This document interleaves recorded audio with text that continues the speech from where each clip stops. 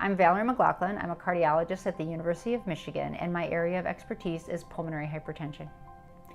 Many of our clinical trials are what we call placebo-controlled. That's our way to tell if the drug is really effective compared to no drug at all. A placebo in a drug trial is often a sugar pill or an inactive pill that the patient takes so that neither the patient nor the investigator knows if they're getting the active therapy.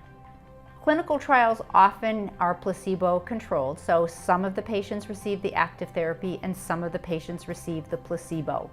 Patients are monitored throughout the clinical trial, and many clinical trials have safeguards in them so that if a patient receiving a placebo deteriorates, we can record that and offer the patient other therapy. Some trials also allow patients who were randomized to placebo in the placebo-controlled portion to go into what's called an open label extension and get the active therapy after the placebo-controlled portion of the trial.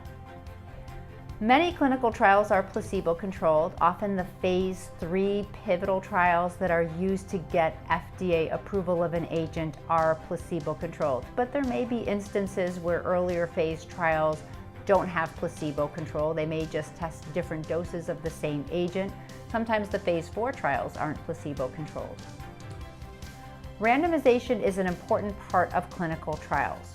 What randomization means is that once a study subject consents, they are randomized or randomly assigned to a group to either receive placebo or a medication, or to receive this dose of medication or that dose of medication. And it's a way that we can statistically assess what the intervention is doing. I'm Vallerie McLaughlin, and I'm aware that I'm rare.